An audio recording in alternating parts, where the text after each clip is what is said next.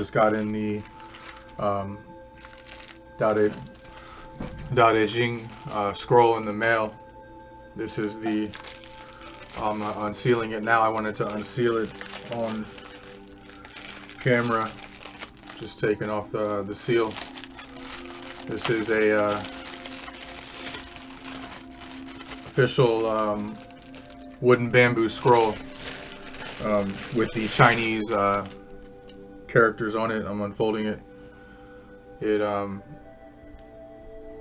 about 7 layers thick, so I'll unfold it here. 2, 3. Here is the planks of the scroll. It's just a written script. You can see the Chinese characters and the English language on one side, and it's got the Chinese on the other. I think it reads like this. Yeah, long ways. This is the Chinese version. You can see here the depiction of Laozi and the Chinese letters reading, I think, this way. Long ways in Chinese. There's Laozi on the on this side, leaving the Silk Road, and you can see the horned bull and the depiction of the scroll in the place of the Pleiades, the 7 stars of the Pleiades. So that would be Taurus and the 7 stars. Right here on the scroll. Really, really intricate carving on this. You can see the English letters are very small.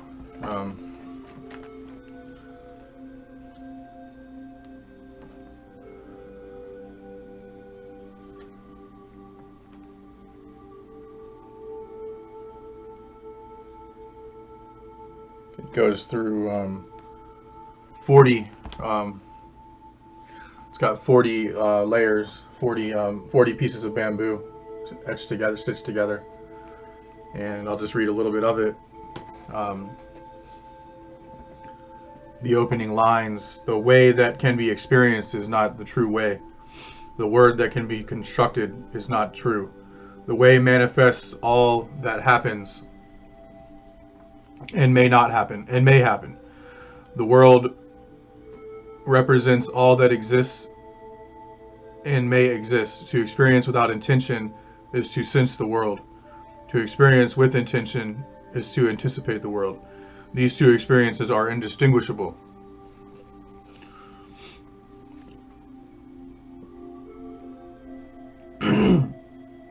Their construction differs, but their effect is the same. Beyond the gate of experience flows the way, which is ever greater and more subtle than the world. So even right in the opening line is, of course, referring to the external, outer experienced world, which is sort of constructed by the invisible world. The here in this case the Tao. The Tao constructs all that is unseen. From the unseen world comes out that which is visible, that which is apparent. Right? What we experience, call in space-time, the experience of life in sort of these segments of time that we're experiencing. And from the perception of the Tao, of course, there is no space and time. There is no. It is a absolute seamless whole reality, moving through space and time, filling all of space and time.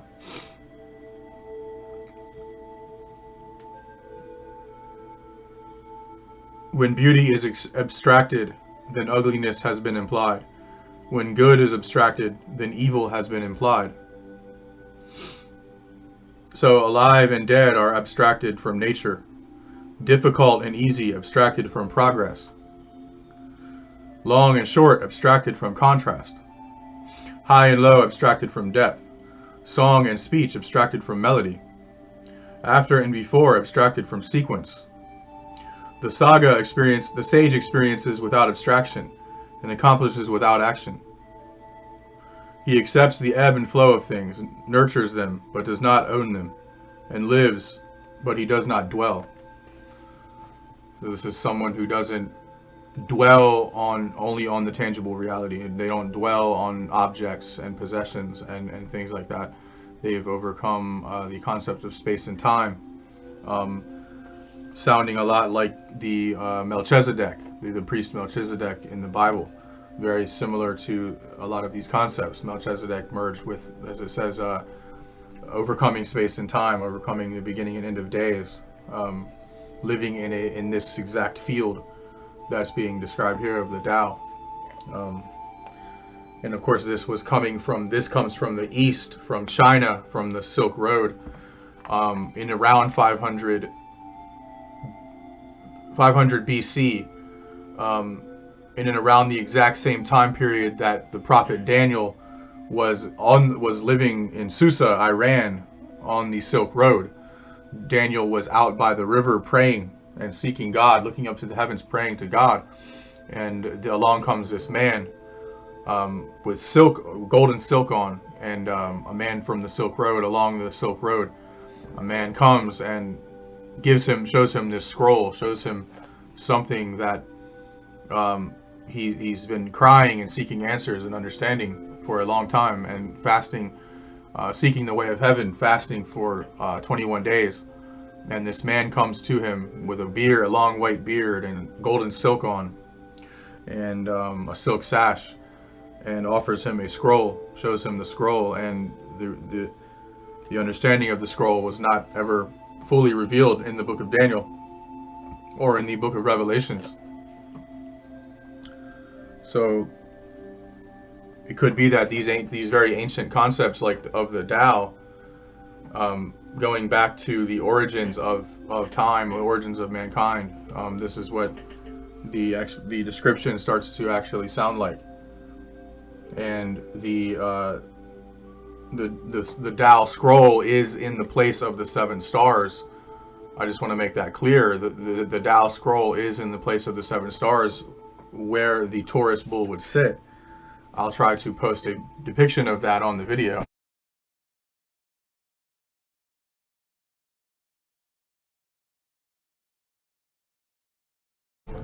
But that is the image of that's the Taurus, and that's the 7 stars where he is holding the scroll, where you see him coming from the east meets west. So he's coming from the east and moving to the west. Daniel is coming from the west, moving to the east in Persia on the Silk Road. They meet together in the spiritual sense, or in time. I mean, the time period fits perfectly with the two coming together as one. And so this scroll could describe really the ancient ways and the ancient concepts of the past, the ancient Tao, if you will, to all of mankind. And I'll just read the last few verses. Empty the self completely. Embrace perfect peace. The world will rise and move. Watch it return to rest. All the flourishing things will return to their source. This return is peaceful. It is the flow of nature, an eternal decay and renewal.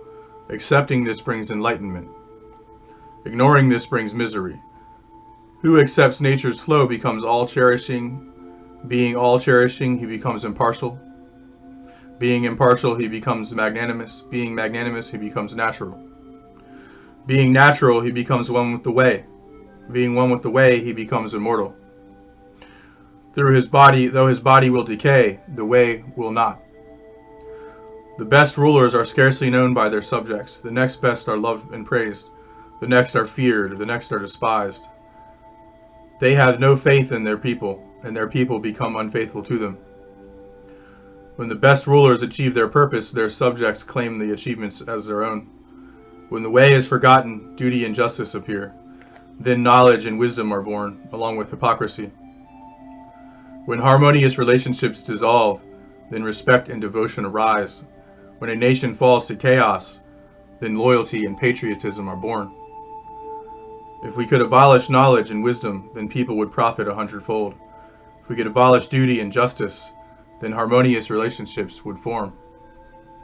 If we could abolish artifice and profit, then waste and theft would disappear.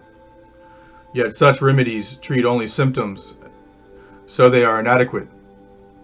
People need personal remedies. Reveal your naked self and embrace your original nature. Bind your self-interests and control your ambition. Forget your habits and simplify your affairs. What is the difference between assent and denial?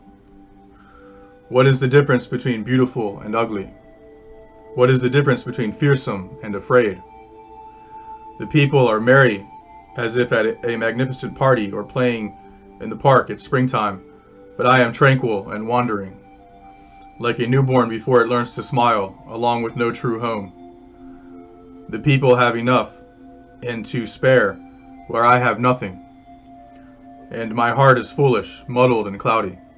The people are bright and certain, where I am dim and confused. The people are clever and wise, where I am dull and ignorant, aimless as a wave drifting over the sea, attached to nothing. The people are busy with purpose, where I am impractical and rough. I do not share the people's cares, but I am fed at nature's breast. The end. And so it's really